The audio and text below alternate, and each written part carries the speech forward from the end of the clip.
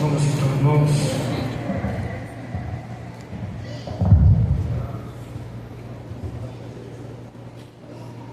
Vamos até 15 para as 10.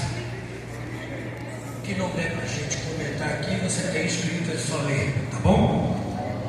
Segundo tópico: papel da palavra e da oração na construção de uma família unida. Muitos pedem oração pelo casamento, pela família e pelos negócios. No entanto, o que se percebe é que estamos substituindo a obediência à palavra pela oração. Muitos pensam que, apesar das atitudes refratárias, hostis, da indiferença, o gesto de pseudo-quebrantamento e necessidade espiritual, o ato mágico de orar, vai fazer com que Deus abençoe a vida hipócrita que vivem na prática da brutalidade, do amargor, do azedume, da grosseria, do espancamento e frieza para com o cônjuge e os filhos.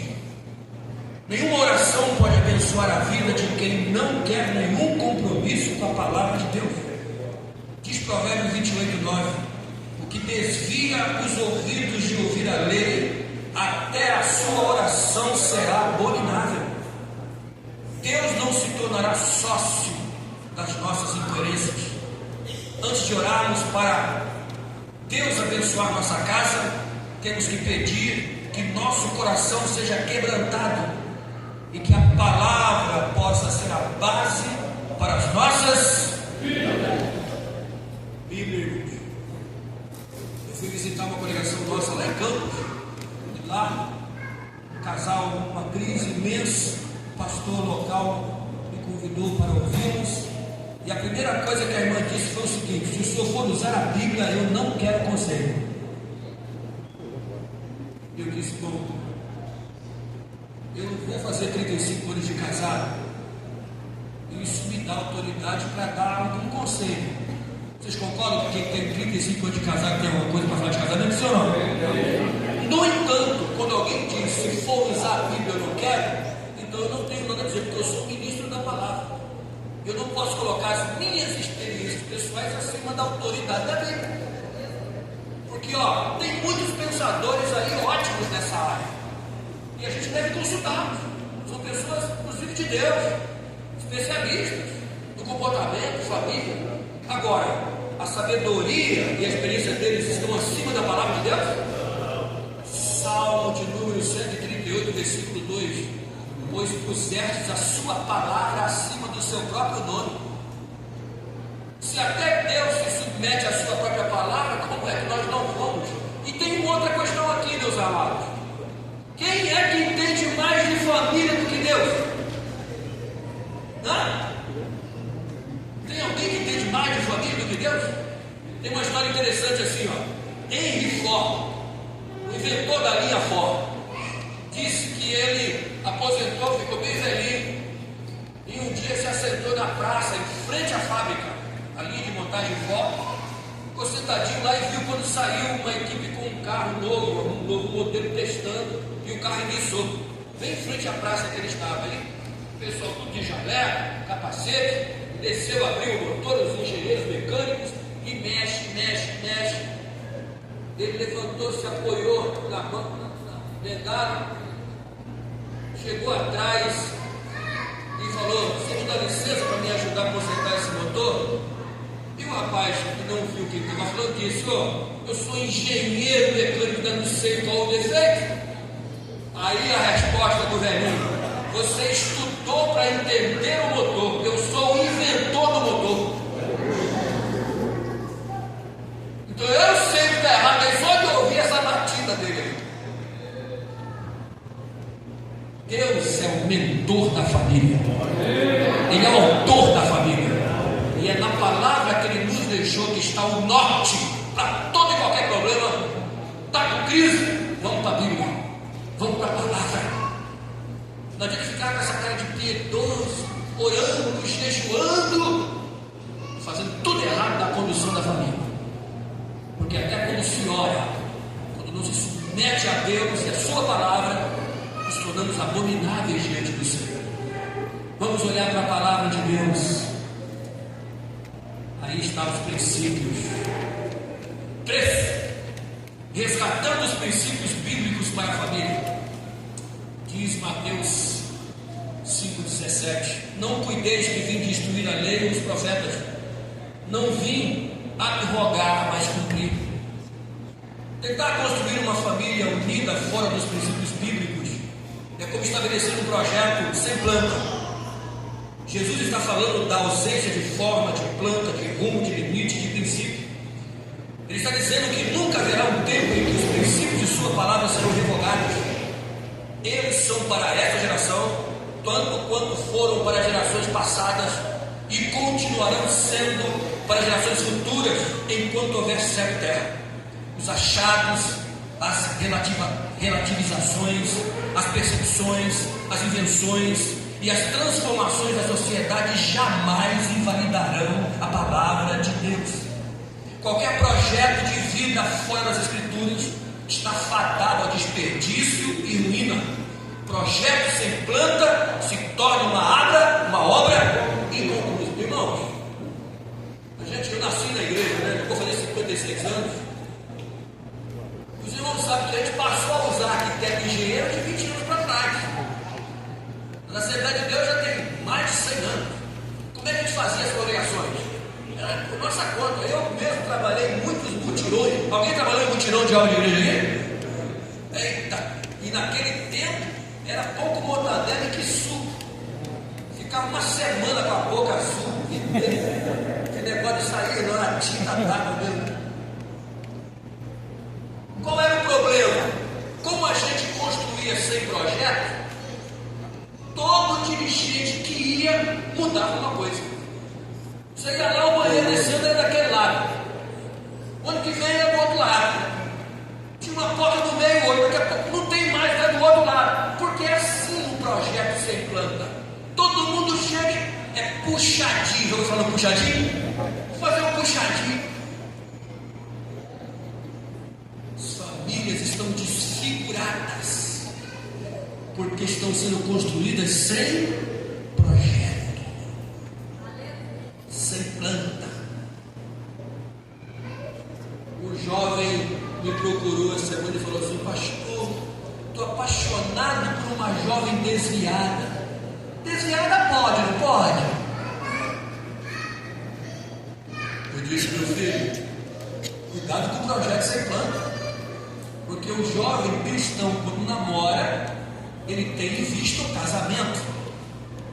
A pessoa desviada, diz a Bíblia, que está desligado na terra, está desligado, e às vezes o desviado se torna mais ímpio do que o ímpio que não conheceu a palavra ainda. Você quer começar uma família? Você vai namorar uma casa assim? Então pega a planta, pega o projeto e vamos construir com base no. Aí não tem como dar errado, porque existe uma norma.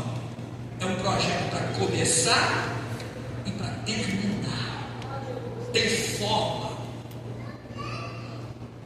Vamos voltar a usar a Bíblia e a sua autoridade como princípio para nortear a nossa casa. Eu coloco aqui quatro, se não der tempo, depois a gente para onde der, os irmãos levem e leiam. Primeiro princípio da autoridade divina. Diz Paulo aos Colossenses no capítulo 3, 18 e 20: como convém no Senhor, pois fazê-lo é grato diante do Senhor.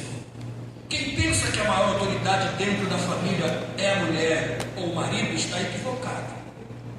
Marido, mulher e filhos estão sob a autoridade do instituidor e preservador da família, Deus. A autoridade divina está acima de qualquer outra autoridade na família. A vida familiar deve ser dirigida conforme a orientação bíblica. Antes de tudo, porque fazê-lo é grato diante do Senhor. Quando alguém desonra a sua família, está ofendendo diretamente a Deus e negando a fé. É o que Paulo disse quando escreveu a Timóteo. Primeira carta, capítulo 5, versículo 8. Os que não têm cuidado da sua casa, negou a fé, e é pior do que o infiel. Então, amado, nós vivemos em um tempo de anarquia, em que a ideia de autoridade fica agressiva, destoa. Mas vamos olhar para a palavra de Deus e ver como que as coisas funcionam aqui. Em primeiro lugar, a autoridade máxima na família é Deus, e nós conhecemos o que Ele pensa sobre família através da sua palavra. 2, princípio da autoridade patriarcal. Esposas, sede submissas aos próprios maridos. Colossenses 3,18. Esse texto bíblico foi produzido em uma época, um lugar e um contexto cultural em que a estrutura social aceita era patriarcal, onde o pai era visto como chefe e autoridade máxima.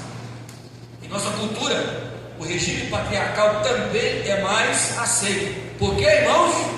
Porque a cultura que define o nosso comportamento é judaico-cristã, não é babilônica não, hein? Cuidado. Entretanto, quando a mãe, por fatores diversos ou adversos, assume a direção da família, sua autoridade não é inferior pelo fato de ser mulher. Espera-se da esposa não a subordinação, está sob ordens, e sim submissão. Missão dentro do lar como sua auxiliadora idônea. É conveniente que seja assim, não por causa do marido em si, mas por causa do Senhor. Primeiro ponto aqui, meus amados, é o seguinte: quem cria estabelece a regra. Combinado? Quem inventa uma coisa, quem cria uma coisa, estabelece a norma do funcionamento daquele que foi criado. Quem criou a família? Quem colocou o homem como cabeça? Então, amados, não terceirize a sua responsabilidade, porque você vai dar conta a Deus da sua responsabilidade de ser o líder da sua casa. Nós estamos vivendo em tempos muito estranhos, em que a família está sem definição, como um barco à deriva, porque falta o princípio da autoridade que começa com Deus, vem para o homem, para a esposa e para os filhos. Tenhamos muito cuidado nesse sentido. Esta ideia de submissão, imagina submissão, pregar sobre submissão hoje, com o movimento feminista, com a força que tem. Quando as mulheres estão empoderadas e estão hoje exercendo todas as profissões antes dominadas apenas pelos homens. Aliás, as mulheres são muito mais estudiosas. Eu estive internado, tive um problema de oclusão intestinal, quase que fui operado de novo. 5 cirurgiãs tomaram conta de mim, não tinha um cirurgião.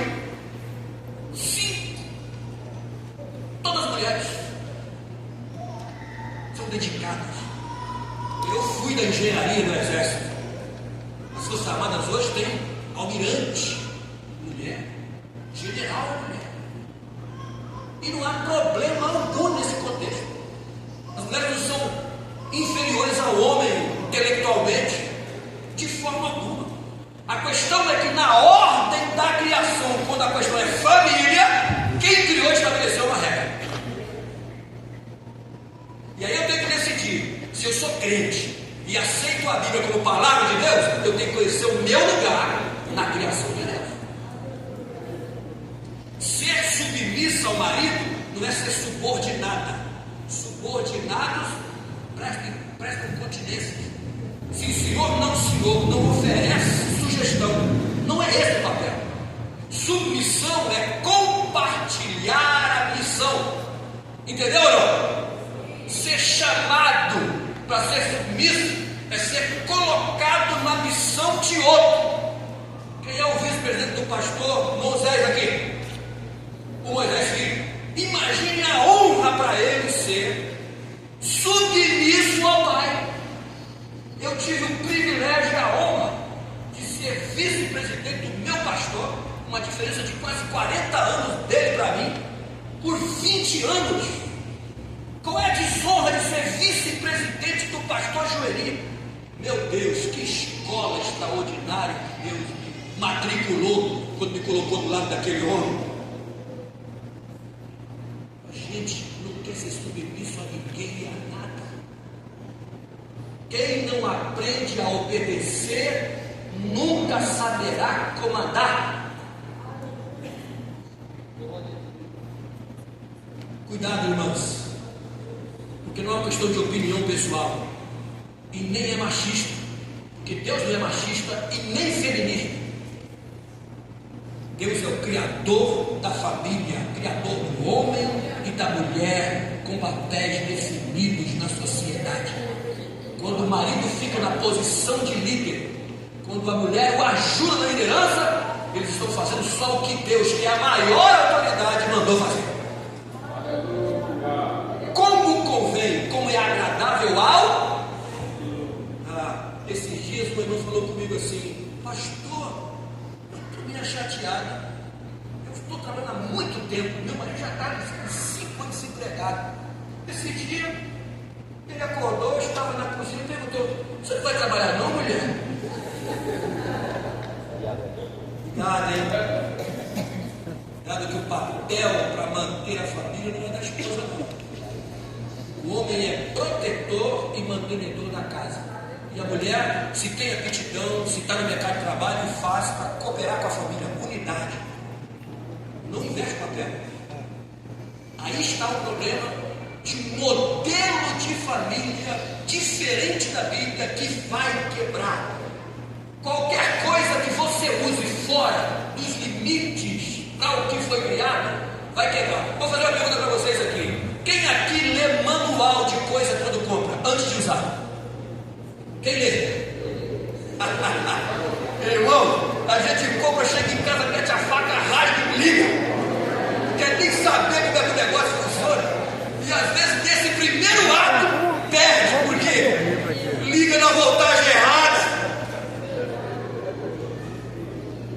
Pelo amor de Deus, tem que ler o manual. O que diz o manual? De novo, alguma coisa pode até funcionar fora da prescrição, mas cedo ou tarde vai quebrar. Qualquer tentativa de modelos de família fora da Bíblia vai quebrar. É projeto falido. Vamos voltar para a palavra. Princípio do amor sacrificial do marido. Bom, se a Bíblia diz que a mulher tem que ser submissa, olha o que ela pede do homem: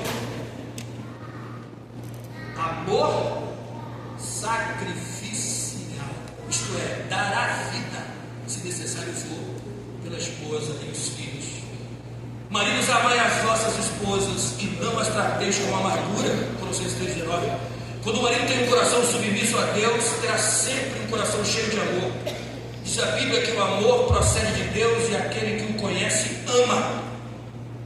O marido que conhece Deus dispensará à sua mulher um tratamento cheio de amor incondicional. Isso parece muito estar auxiliando na missão.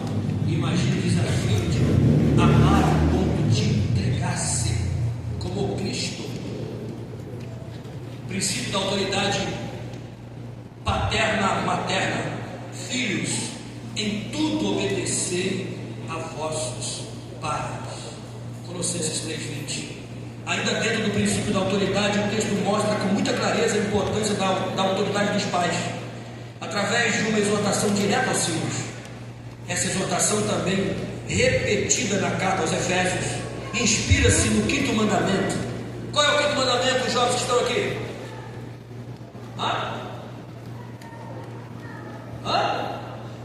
Honra teu pai. Para quê? Como pastor, eu estou sempre em cemitério.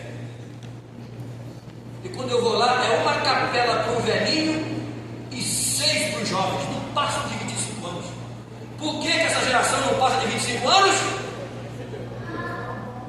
Porque não sabe o que é honrar pai e mãe. Irmãos, eu fui fazer a cerimônia de 90 anos de uma irmã de nossa igreja. Ela já está com 95. Lá eu encontrei os irmãos dela sentados na mesa. Pra vocês terem uma ideia, o irmão dela morreu agora com 106 anos. Quando eu somei a idade de todo mundo, deu mais de 1000 anos. Porque a promessa de vida longa não tem a ver com religião, não. Tem a ver com família. Deus deu esta ordem antes da igreja. O que aquela geração passada vivia muito? Bom, eu já disse, não sou tão velho assim. Estou com cabelo branco porque ser pastor não é fácil, não. Mas eu sou do tempo em que papai e mamãe estão conversando, a gente passava no meio. A gente ficava na sala. Não, hoje o menino vai ainda falar assim, não é isso não, mãe. E daí vai conversa. Em muitas famílias, os filhos obedecem mais ao pai do que à mãe, mas não é correto que seja assim. Tanto o pai quanto a mãe precisam exercer autoridade sobre os filhos. Uma família onde a autoridade dos pais não é reconhecida e respeitada torna-se lugar de confusão e Isaías 45. Ai do filho que disser ao pai, por que me gerou? Ai da filha que disser à mãe, por que me deu a luz? Porque isto é coisa do Senhor. Pais são para ser honrados, amados, respeitados e protegidos. Pais, você precisa ter autoridade. Imagine, irmãos, nós chegamos num tempo em que tem que contratar uma nani para educar os filhos. É nani. Para levar para nossa casa o banquinho do pensamento. O que está fazendo com a família? Nós perdemos a capacidade de cuidar dos nossos filhos e educá-los para Deus e impor respeito. Vocês aí que são da minha geração, que tem pai e tem mãe, quando ela liga para você, qual é a primeira coisa que você fala? Oh, é automático agora. E você também já é mãe, você também já é pai, mas está em você aquele respeito. Oh, mãe, benção, benção, pai.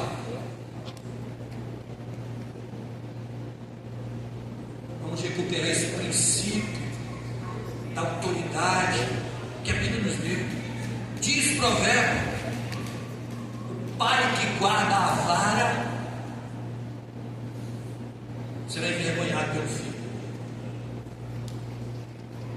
Viram a lei da palmadinha aí? Não estou falando aqui de espancamento e covardia. A tudo que espanca criança tem que ir para a cadeia. Estou falando de disciplina, de imposição de respeito. O filho não pode estar com o pai, o filho não pode estar com a mãe. Que negócio é esse?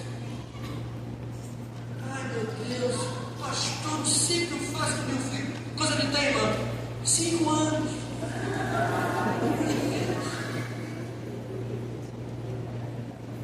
E nós só temos 2, 3 no máximo. E a turma que criou 21? Criou 15, criou 12, criou 10, criou 16. Está tudo lá, com respeito. Deus abençoe você. Obrigado pelo privilégio e a honra. Amém.